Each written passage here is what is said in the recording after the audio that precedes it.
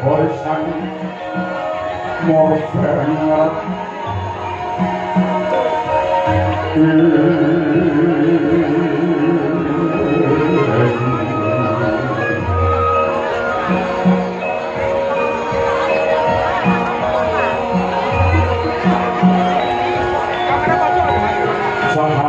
banget yang kanan sebentas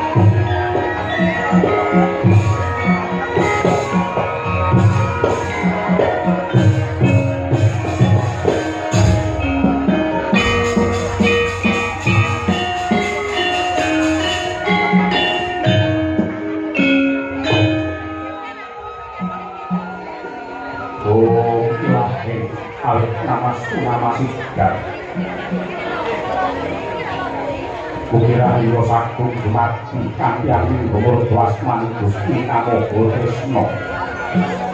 sarwa hormat salam keputusane pangeran kang ditasan dengan kira kadya padang rahayine kita ing donya tetanggakan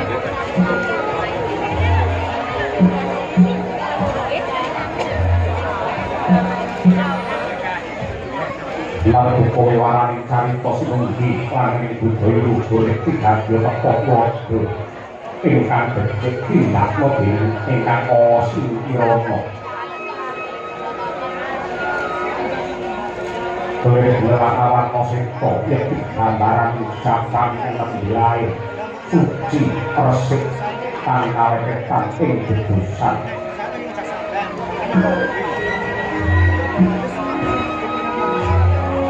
Terpoki nongko bumi bincong semingin dalang ingkang amurku bedok keprak tapi jantung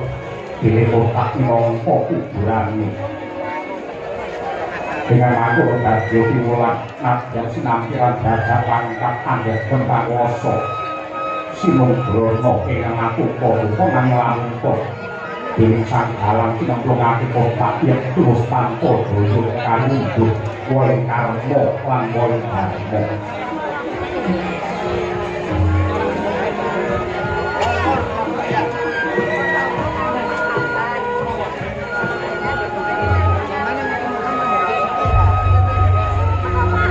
Semoga sore sang iklan kapok dopati dari pandang laut naftik gunung tempat pelawuk sorok yang ngayu semburat kawir sesanggung barato atas maling bangar kopi nanti sirapin pendoa gun negari anggwil Prayo kawis tinggal jilar-jilar pohon silat wadon gaya mantulaken soro tinggal harpo Serajan ibu tegari manduro pengker samake dadi pintre Dewa Mirah Harjo samake dadi tebak Sungkowo Rumuhun negara yang undang samake tebak tangan dan satemanan dan saken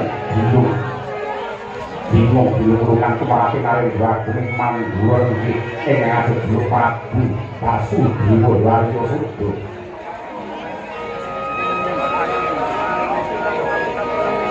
Sanadyan lengkap instinggih napa katepa sengkala praja parandene kawis tinggal datan jenjeng penjai pangrawan pekti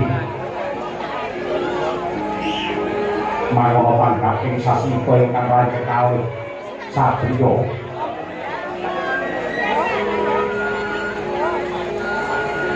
Dewa Sampura nenggih Prabu Nugrasena liwat Raden Bisma Malarya Prabu Rukma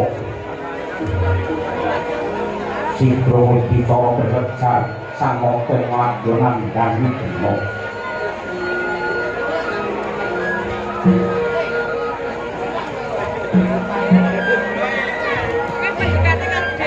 Bendayan berkasih dari para nayaka Jogja abadi tendang tanpa solo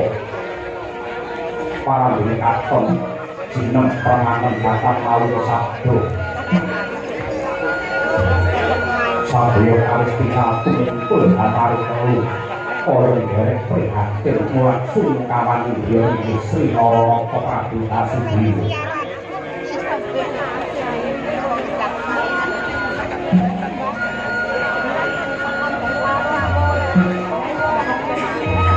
Kang gawe ceritakan besar sang Naka Prabu Warya Sudha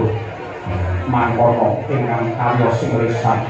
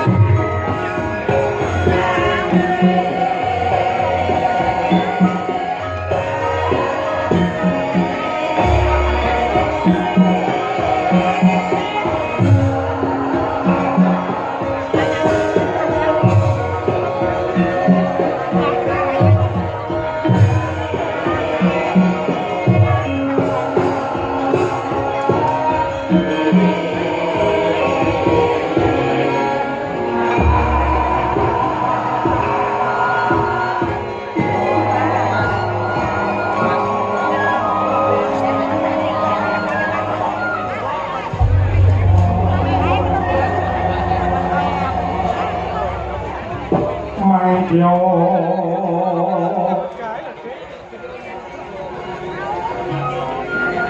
saping praja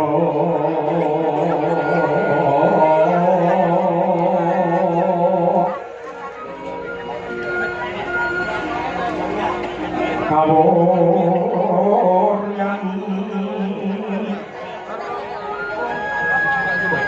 osonya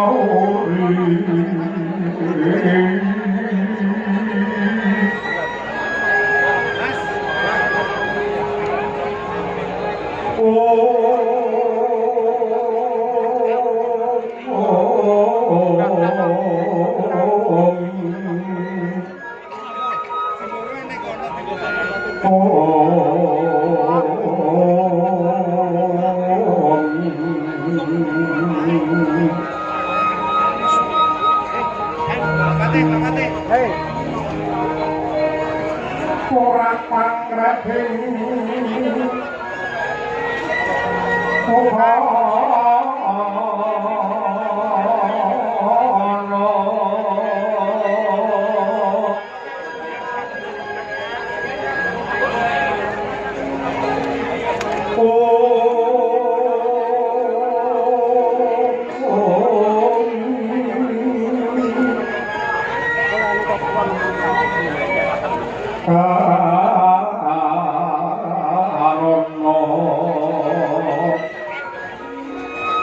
tanpa pauke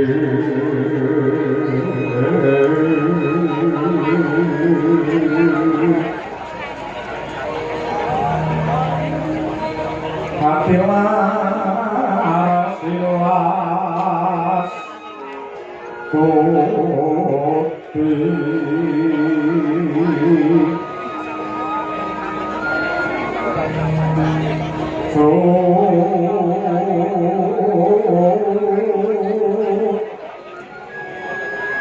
Jono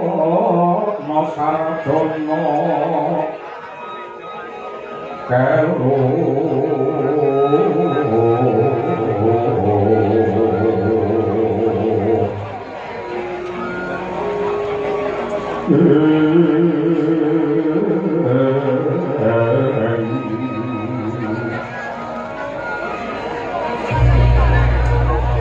kalulun para beda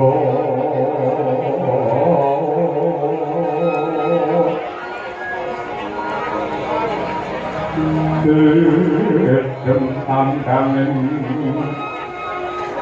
dumati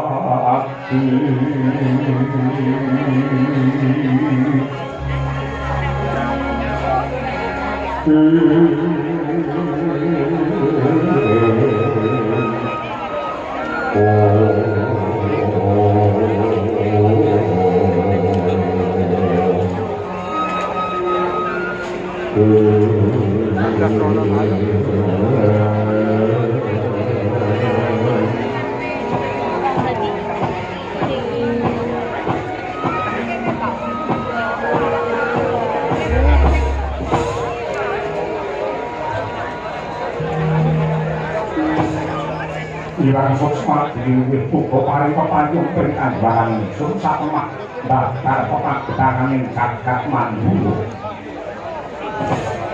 kakangipun kakang Yaya Ryo Prabu moro kaki prayu tak mangke mengabdian para istri dina para pamandura yadi aduh ora tak kok jimat sendang kok kangge ora ketinggal semanten Sikap dalaman sapa pakurmatan nyepat buka paringatan dimatak ingkang raying kumdino dasaripun milik jenis kolo miring sambi kelanggit klosokan boten langkung sembah pangabektinipun ingkang kunjuk wonten sandhar padha paduka para prajurit dulu kakangipun kakang ndak tampa gawe bawa ngrasa ora liwat pangestu kumara gati Tampanana Bismaka kamu iki burawanan niku iki nanti kan kula kawruh mugi andadosaken jenating sang kula ora eri kadangipun kakang Inggris Sampura Yayi Ugra Sri Mara Kaki prayuga panjenengan musuhan Yayi Tinggi ngaturakan mayoni tanpa pati kok pati pilu jenis kolo elik sambi kelanggih klosin betelang sengkapan abadi minoko kodo pengajian dikul juga sadar kodo pati ini kok pati iya yakin tak kompok kali bobo ngerosok pangestuku moro kaki tampanono brosino kalau ini berawal nanti itu memiliki tangan pulau kali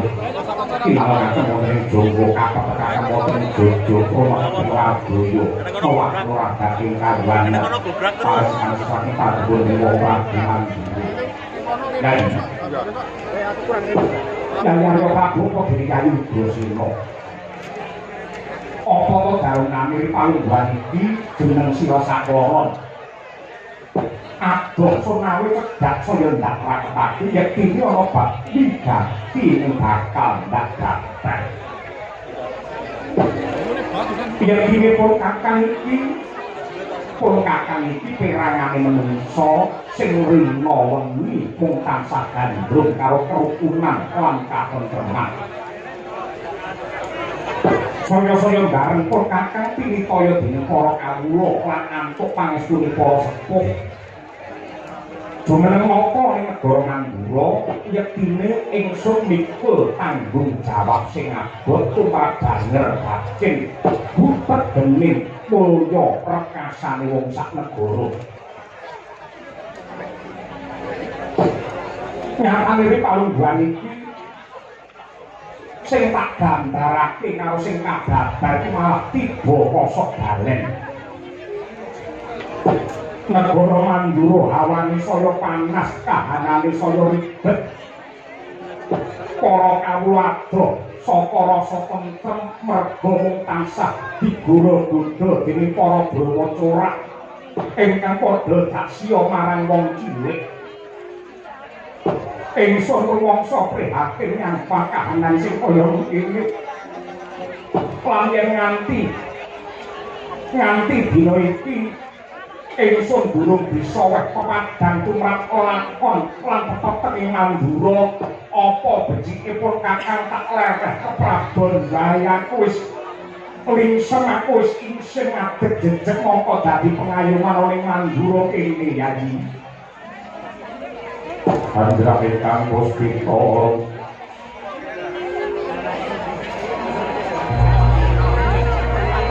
kasen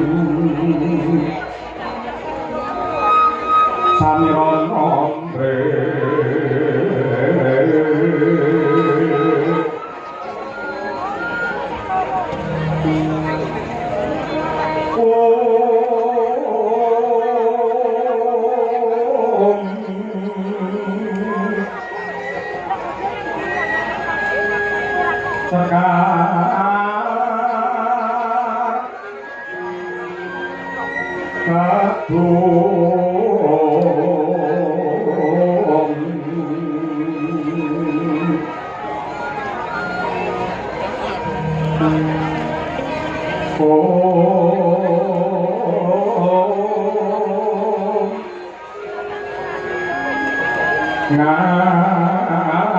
ngaskan dan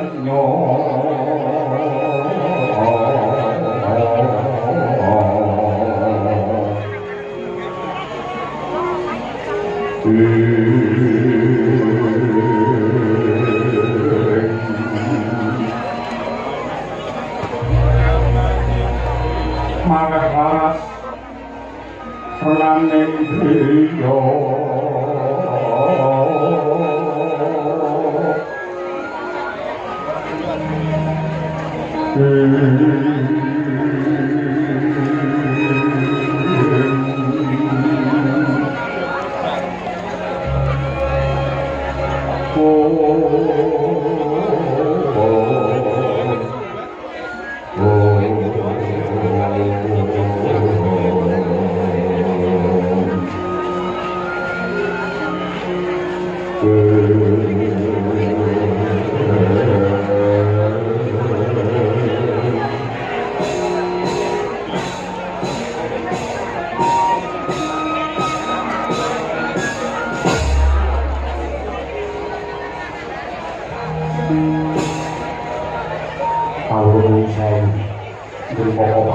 simak sesembahku kalian kula yang rani dadi dewek sumalawatur lambut menawi wonten lemah pinatur kawula yaku pangaksana padupun dening para rabu Yayi Bosena para hakim matur yayi kula pangapunten awis saking pangestu padupun dening para rabu kula kelampahan ngrangket para brahmacara ing ganggu kamardikaning para dasih lan saksambunipun para brombolan kala wau kula cepeng pangareping para brombolan atur katerangan ingkang kanthi gamblang ingkang wosing wigati tiang-tiang kala wau tumindak mungkar tumindak murka ganggu damel dumateng kapentreman menika awit wonten ingkang andhekeni tegesipun para brahmacara kala wau ganggu dumateng para kawula menika pancen wonten ingkang perintah wonten ingkang bayar ora banjur sing blonjo sing merintah marang para brahmacara mau sapa kula sino pangapunten Bapak pisan kula boten buka mono kula boten ngeduwe kula boten nyaprawa bilih ingkang merintah para brombolan kala wau boten wonten sanes kejawi keluarga Mandura piyambak nenggih ingkang putra ing Sengkapura Angger Adipati Daswara Kangsa kaya dening Kodya kawan Ngekono Pansu Nirba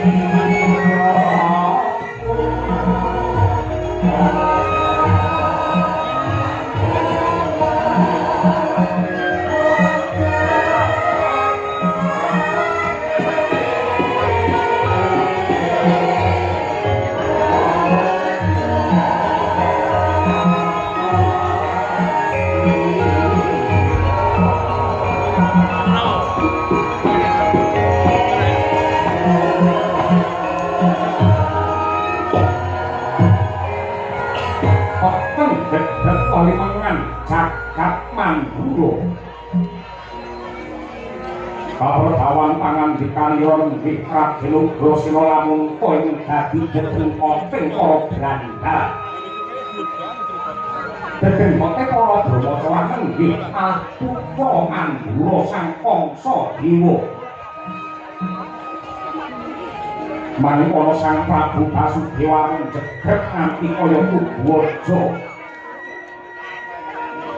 datang karaos ndalewer prasasa kaya tangkis dadah ngalungguh hatam garbe karep kaya lima sanata bebayune sanadyan megap lan magep mereka agung kawibawane ratu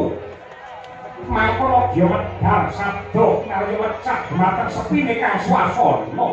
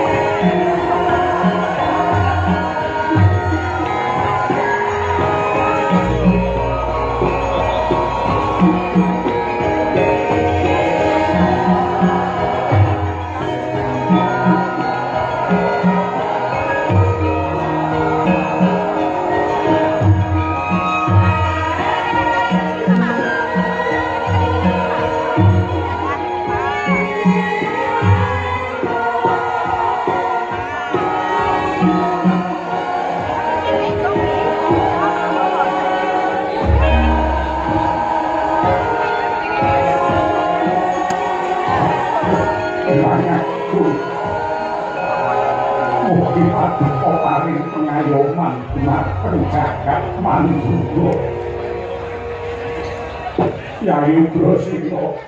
wonten dawuh ora ya sangat yang batin kuwi remuk rempu dadi rempon rasaku iki njula bareng ngerti yen kangsa sing dadi sumbere kamurkan nanging yektine yen gelem glecah gelem nalar lan gelem ngorek-arek karo sejarah sakmutuhe lakon iki dudu klerune kangsa dudu lupute kangsa apa sebabe kok pun kakang paring dawuh kaya ngono merga pun kakang kelingan jaman semono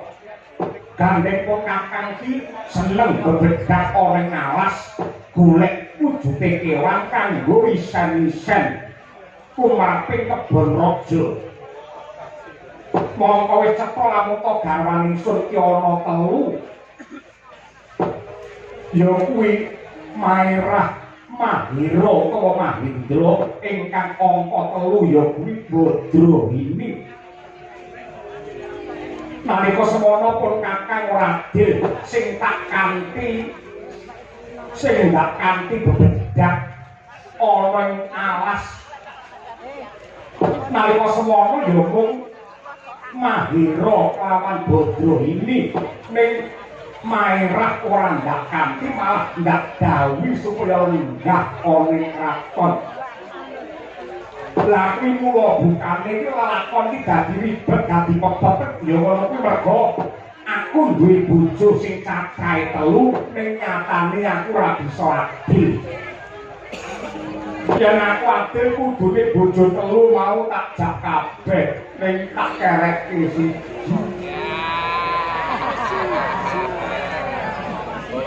bareng nyatane tak kerekke siji nemahe bilayu merga kamurkane Narendra Gwagra Prabu Burawangsa sing wani nyidra resmi kelawan Mairah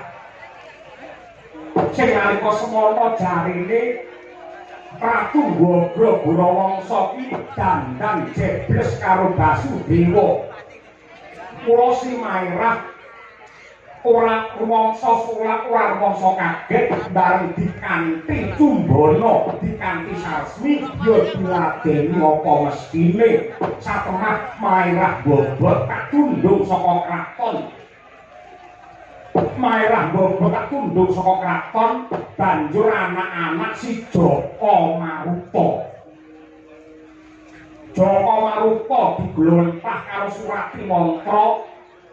dewasane dheweke sausé duwe kadegayan ngamuk punggung Suratamtaba ana ing negara Mandura biyen para setana praja ora ana sing mangga priya kandhing karo Jaka Maruta satemah ndak angkat dadi putra Andanu utawa anak angkate Prabu Basudewa tak paringi ketenger utawa kasih ya kuwi Adipati Kamsadewa ndak lenggahake ana ing Sukapura utawa ana ing Sukapura saku kuwe kangsa kae ora kleru ning janjane yen gelem ngakoni sing kleru iki Basudewa wong yo menapa peh dadi ratu bojo dadak akeh ya apa entek-entekane barang wis tuwa kaya ngene iki malah nyampuk karo prapanku dhewe mergo bojo telu iki paribatan sak circle iki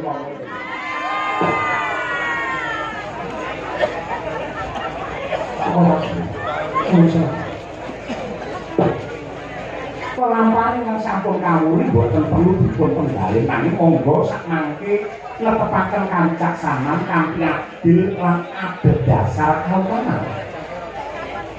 Dewi kinarya nyirep Prabowo perjuangan Raja Nandura kula suwun Koko Prabu sampun ngantos pinggih Harena sampun ngantos mangko tinggal.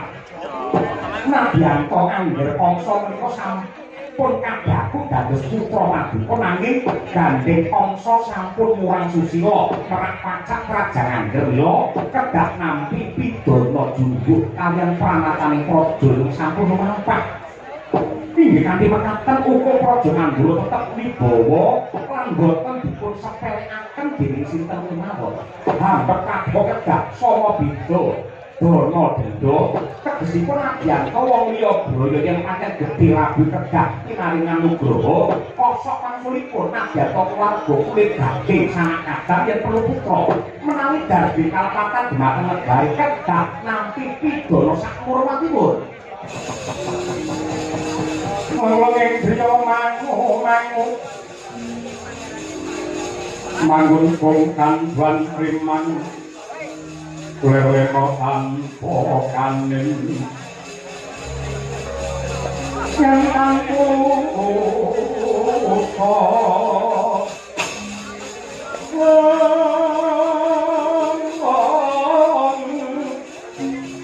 mangku sang yaku tomo mangkono Srinarendra Srinarendra musnyon hangrapo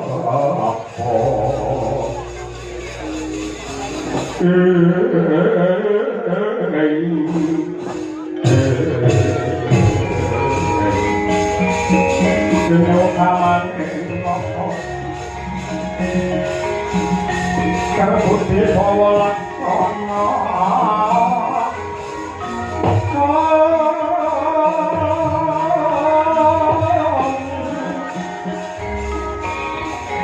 Karbuti mangkono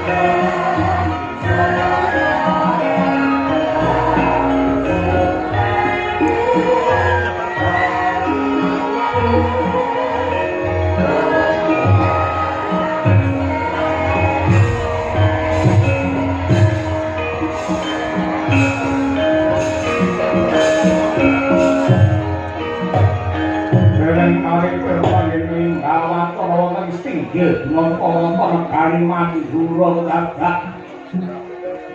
bakal sampura sibuk aning kakungka kataning Adipati Sengkapura nenggih Sang Baswara Kangsa Yajaka Maruta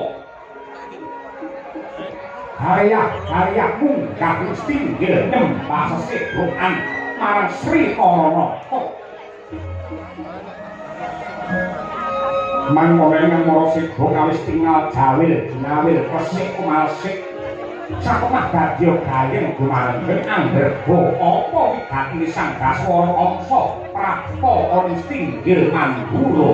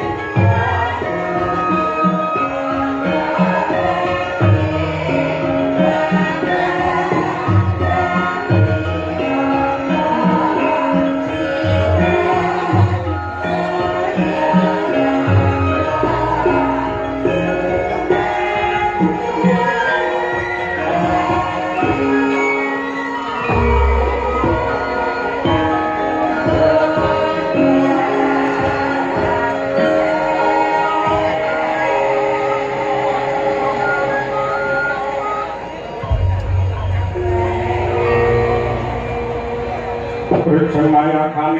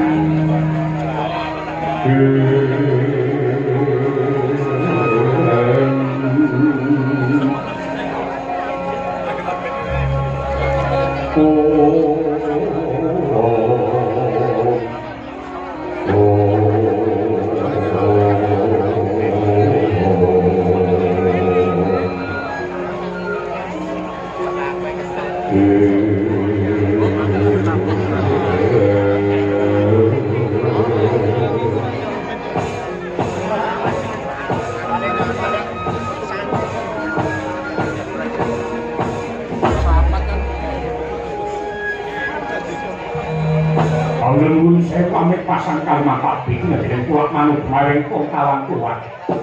Kanjeng Diwaji ingkang semasa peningan sokat boboto langkung sembah pangabekti unjuk wonten sandhang padha paduka Kanjeng Rama. Yo jagat yo dewa yo Bathara putraku Kangsa.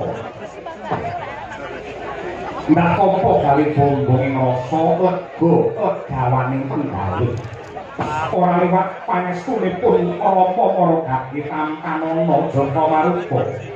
Ringgi brawan lan dipun pinampi tangan kula kalih. Mugi adosaken jimate gesang kula. Nuwun pangapunten Rama Prabu. Dene kula tiwak ing tata kami tebih saking Suba Sita Tata Krama tanpa piniji lajeng sowan wonten ngabyan para paduka nedenipun dintepasiwaken. Yekosipun pareh-pareh menapa lan sebabipun menapa kok kula cuman tata kados mekaten karana kula menika nganggep dhumateng paduka menika tiyang sepuh kula menika boten namung tata lair kemawon ning kandhas dumugi ngantos wonten batin. Mila kala mangsa menawi wonten kawula ingkang ngrasani ngraosi awon dhumateng paduka cocok kula ingkang boten trima kula ingkang boten narimaken. Lah saya dangu kuping kula menika saya abang saya panas amargi kathahipun para kawula ing sami ngraosi dhumateng paduka. Lah ngeten. Yen kasipun suwan kula wonten ngarsa paduka menika boten saking pikajeng kula piyambak ning kula menika namung dados talangaturipun para kawula ing sakukuban negari Mandura mliginipun kawula paduka ingkang mijil kakung. Sampun pinten-pinten taun menika rumaos bosen. Pinten-pinten taun menika sampun rumaos bosen. Keng menapa urip mung sepisan wae kok mung dijak bangun, dijak ibadah, dijak manembah. Mboten nate antuk panglipur ingkang sae. Monggo tiyang jaler menika nyambut damelipun menika awrat sanget. Wonten ugi ingkang wani toh jiwaraga. Ngetokke nyawane kanggo nguripi keluarga. Parandene rima wengi kok mboten nate pikantuk panglipur. Lah gandeng para priya menika mujudaken kegiatan tan saka guru tumraping ageting negari Mandura monggo to dipun gatosaken pangunipun menapa monggo dipun sembadani dipun remen-remenaken manahipun para kawula awit kula sampun saged gambaraken wong lanang yen batine digawe seneng niki mangke sariranipun badhe saras lan sakusa yen awake niku sehat pikirane dadi padhang jinglah. Yo. Dadi kunci wong sak negara kali wong lanange seneng apa ora? Yen wong lanange seneng, iki mangke wong sak negara badhe seneng. Yen wong wedok yen mung jeruk Rasulullah kemawon, geger karo kancaran niku mboten ana maknane apa-apa. Mergo kuncine niku teng wong lanang. Kok nganti kriting dijine sing wedok, anggere sing lanang kok kropak rokok niku aman. Nah, intine nopo? Lanang-lanang itu mang kayak hiburan. Mergo teng Mandura jaman sakake kapak sanget wong lanang sing kapisan kali itu. Apa? Sewu, lah carane nyenengke wong lanang. Sewu, wingking kraton menika wonten sapi. Sing diwayangan iki lho. Saben jenengan edan kok piye? Kisawahe negara dadeke pamarentah pasane iki mau kagungan paduka menika prayogi kun sewu mboten sami kendiri panggung napa nanggo paring nyatane para tani teng mriki niki wis 20 taun mbak awake akan iki ngopo namun badhe lan ajeng menika mboten kudu dipun tambhi pantun dipun tambhi paujo lan maneka warna dipun bangun kemawon wujudipun wis mau tambhi pande iso mandi Pandi niku warung alit-alit jentrek-jentrek udakara 100 warung wonten. Teng lebete warung mangke dipun pasang wujude lampu udakara 10 watt. Ikan ampun padat-padat. Lah teng lebete warung mau dipun paringi wujudipun jajan utawi panganan nenggih tahu sing iso guyu bikang sing iso jigang. Tempe sing iso ngawe keplok ayam. Tapi napa to? Mereka mriku mangke teng pandi wau wonten nuwun sewu jajan ingkang wujudipun kados mekaten wong lanang niku padha cancut mbregut jumangkat anggenipun makarya saya makan karo kantar nggih lho.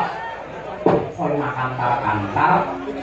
yen wong lanang niku seneng atine niki jagat mandura beres beres khusus sajek jumlah aku dadi ratu krungu wae lagi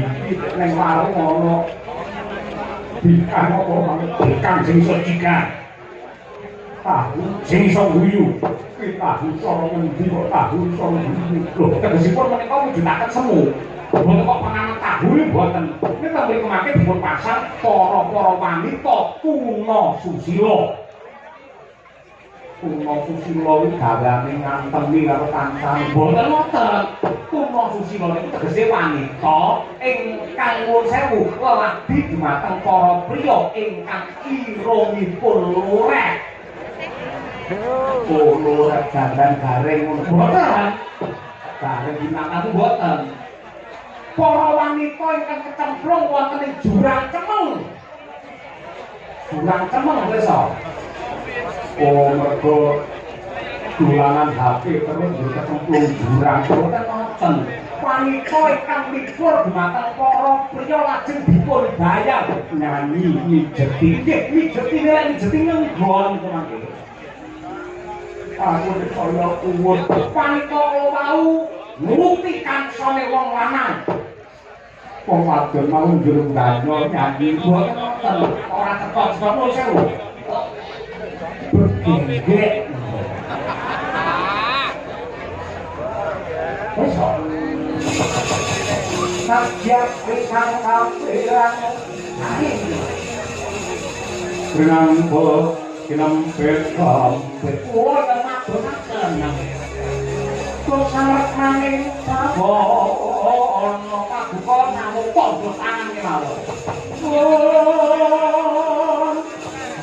yo tukang pangati yo tukang nyangati ya mangke wong yo tukang kudu bareng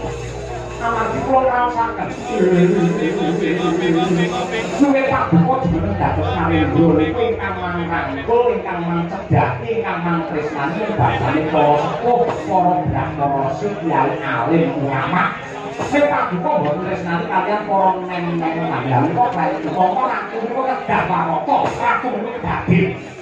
ora kena kok nang berbagi di masyarakat sing ditresnani para sepuh boten saged sedaya kedah pikantuk tetesing katresnan paduka diwaji nah kinarya gebrak dumateng kahanan kinarya nyelimur dumateng swasana supados para warga mandura niku namung mikir dumateng butuh kemawon Kulon dipun wontenaken adu jago nanging kan dipun du sanes jago bokongan ning jago bombongan tegesipun dudu ayam lumrah sing dudu ning Jawa Mungsa kula sampun nyamikaken paman Surati mongko dados jago Kaneman Sepapura dene jago saking kraton mriki sinten derek menawa paman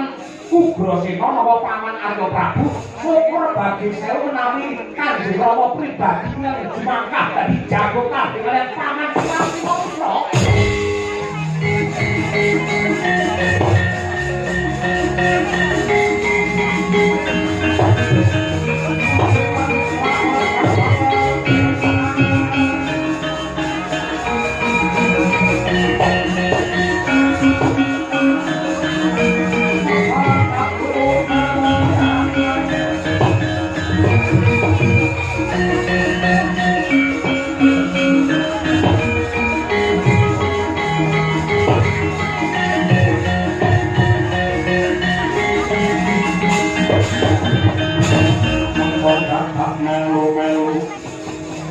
kaya bukine wong kalih lalian kalengkane ingat jagat dimodako wayah takro jagat lekat patale aku bisa waca karo ora ing atimu kangsa anggonmu ngecak maksiat karo Ratu Mandura nganti diadani adu jago menungso butuh mung bakal njungkeng kawibawane bapakmu supaya glundung saka kursi keprabon. Ing atase kowe iki atmajaning ratu sing kudune paring conto sing becik marang para kawula lan cetha ngiglo tanpa warana. Yen ana adu jago mesti bakal kanggo srana ajang abotoan tuwa-tuwa mongko potoan larangan turapi agama lan larangan turapi lega ora ndak ilani nadyan kaya ngopo lan kepiye ora ndak ilani sapa sing katrima sing dadaki ratu Mangguro.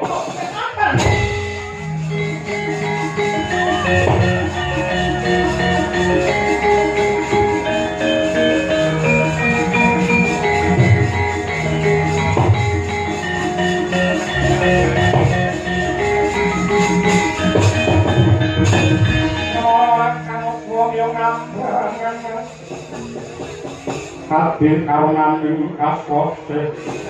aneng marga mamalabung Presang pun tewas rat mojo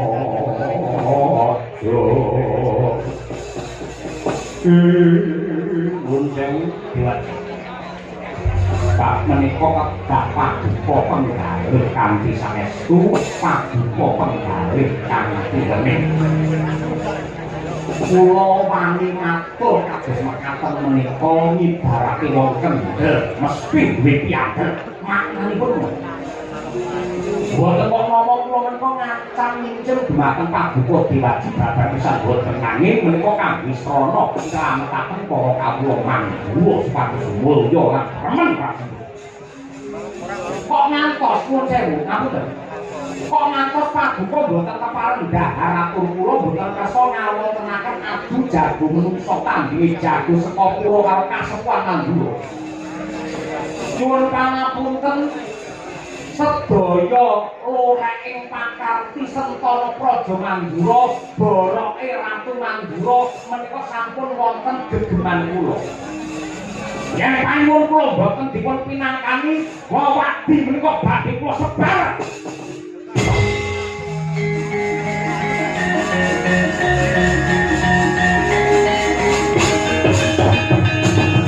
Ojo blangap-blangap atau ngucap iki menika. Kula wadi apa?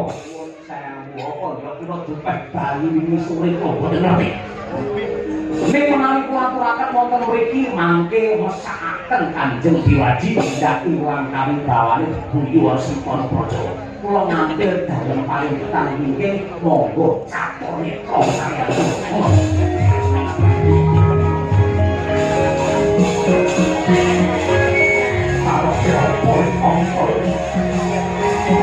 Lagi, apa?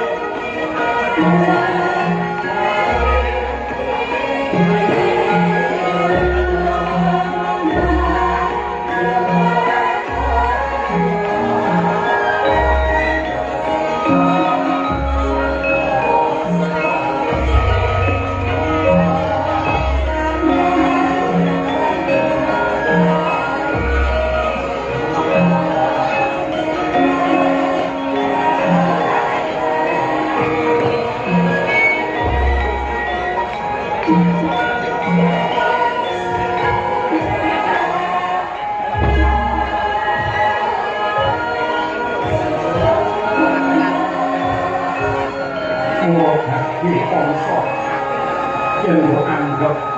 Ratu Mandura lan Sentana Mandura duwe wewati ingkang danger dadin tuturna sing mbok karepake sing endi para kadhe pindho ngengo dongeng nggih dongeng rembukan nggih rembukan ngapunten mriki mboten wonten kopi boten kok mun sawise mamane boten mun iso matur kok kenapa-napa pun ngoten pundi-pundi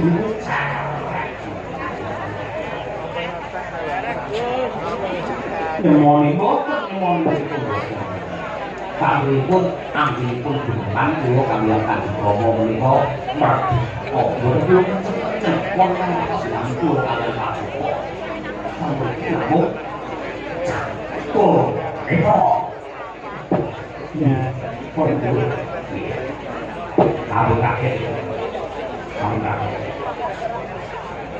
nalika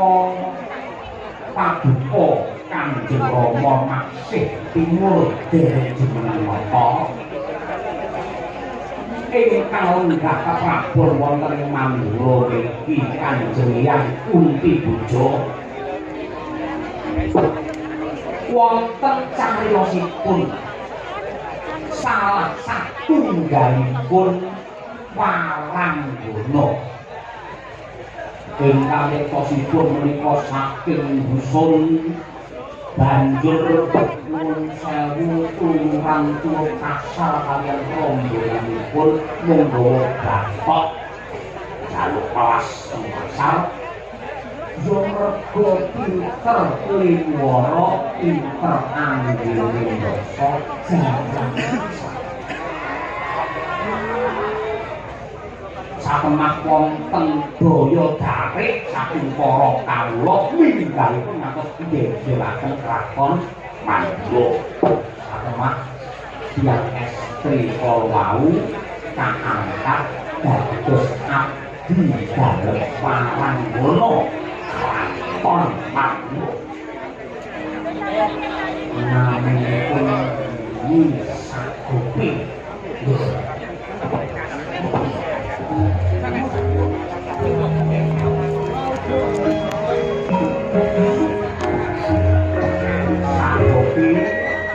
langgeng dadi abdi kraton rasa jenenge Sagopi lajeng dipun gantos nami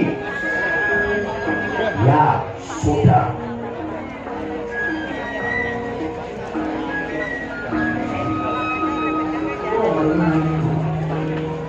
undangi dan Sagopi selalu ngelangani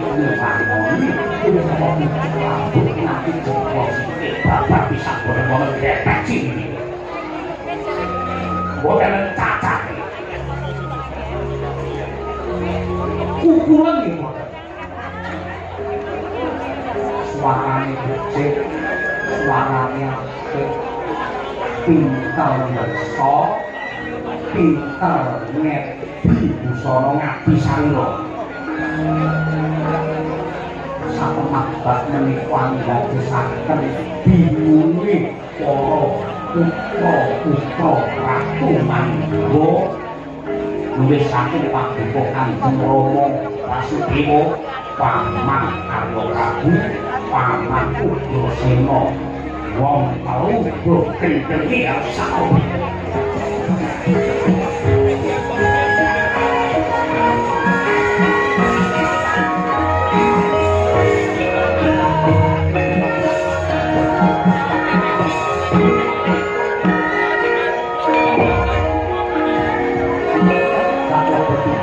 pengawon-pengawon Abikara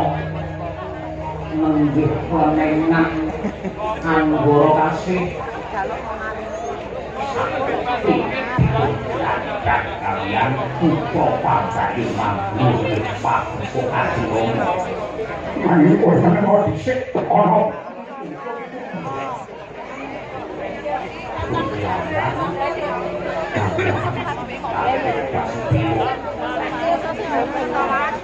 rasipun dhewe Sagopi sanesipun ning gandeng namu abdi yang nganti ora stoke dawuh ukaraku mesti tak nopo pidoro gede wajib dipuro adosi lambang sari nopo mestinipun ngantos sagopi bobok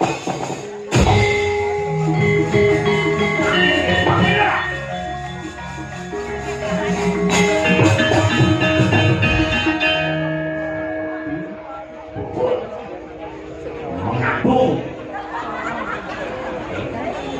bobot sing atase anak ratu mongko isih joko kumala isih legan parandene kok ngeteng sing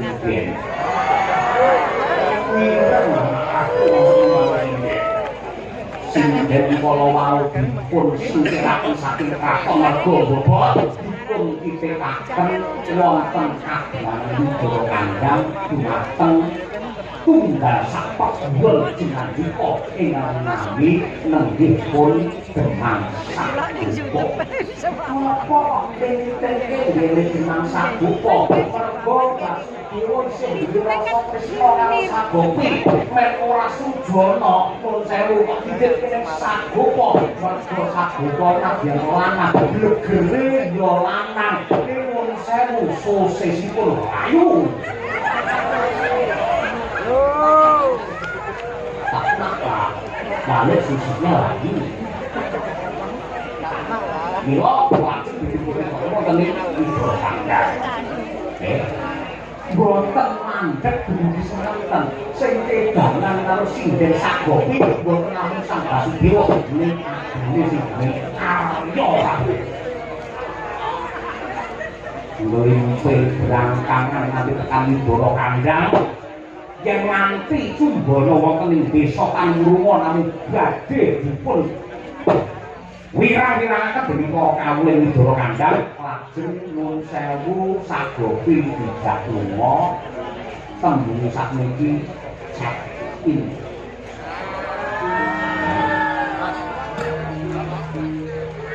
Lambang Sari anak-anak kowe mboten namung semanten kok yo ana sing nusul nek jenenge Ugrasena niki yo bulan limpe kakange lakone kakange limpe nggih berangkangan ten Widara Kandhang ora peteng ngono kae anggenipun sambung tresna Ugrasena kaliyan Sagopi niku ugi anak-anak santange cocok ora putra kabeh ini pun sewu Ugrasena anak-anak Adi Manggolo Adi Manggolo niku leres napa leres lek bab niki kula bongkar geger iki Mas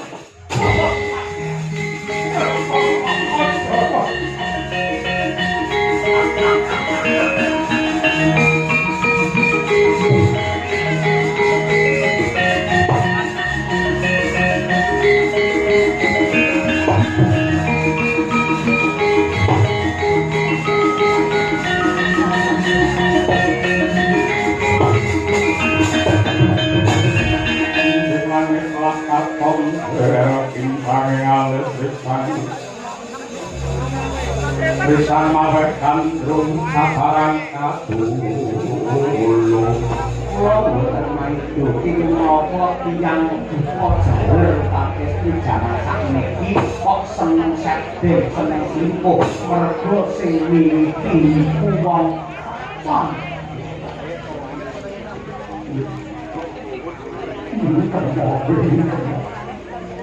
aku jago dipun pinangan apa nang pandai tak turu bakune sejarah elak kok sedane iki kongso oke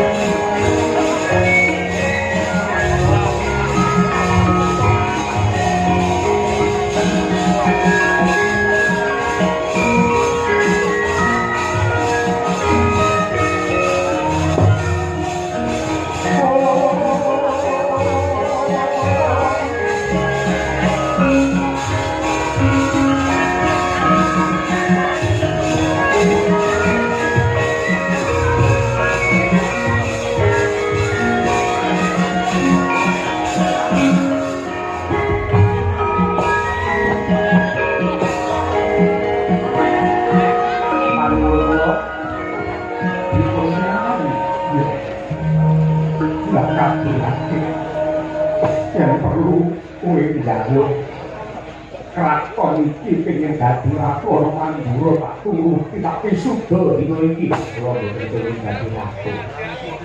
Dadi ratu opo mboten penak ngarani isin malah. Napa-napa utang disusukan. Kok dadi ngaten kemawon nek nuwun sewu kaget saking para kawula setahun kangge kula. Mangke kula bangun kabeh sing kula men timbang kaliyan Kraton Mandura. Muga-muga pengasih saka Hyang tansah kancanipun pelakone Pakmu cukup dadi kaca benggala jodho nyuntuh kabeh.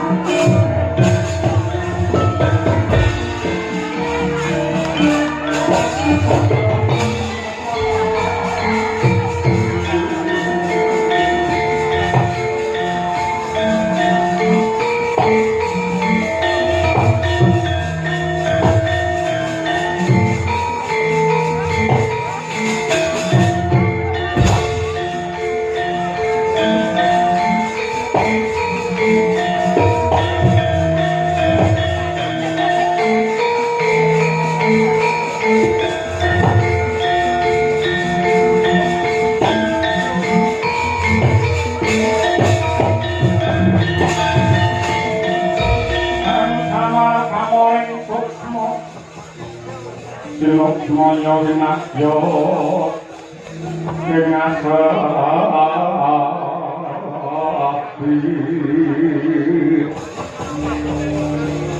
nyimpen kuning Prabu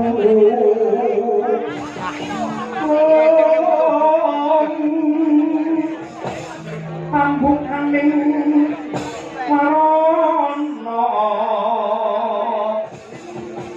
Kalen saking yek layaping luyut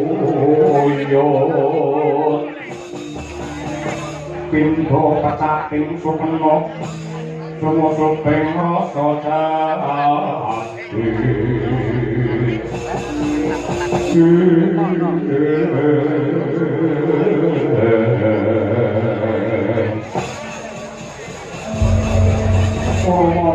Yo waksana samendang wonten ing karepik sedaya waktu kula sampun kula bawa. Kula mangni wekdal 7 dina. Lan nganti kasepuhan Mandura boten ngirim jago wonten alun-alun Mandura tanding kaliyan Paman Swapinanta. Yen menika badhe daya ngadheke Kraton Mandura.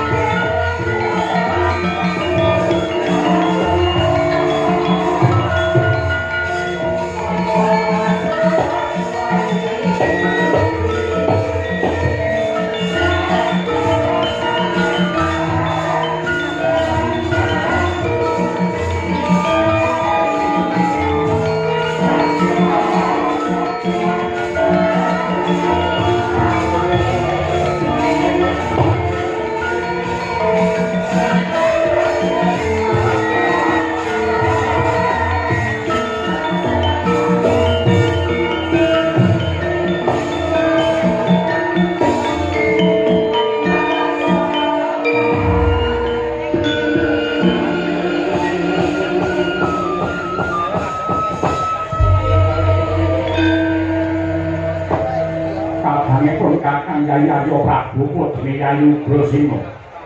Kamu kok tinggal ngajar akan kok rapi. Kok tinggalan ngajar kok rapi. Nadyan kaya apa lan kepiye paribasane.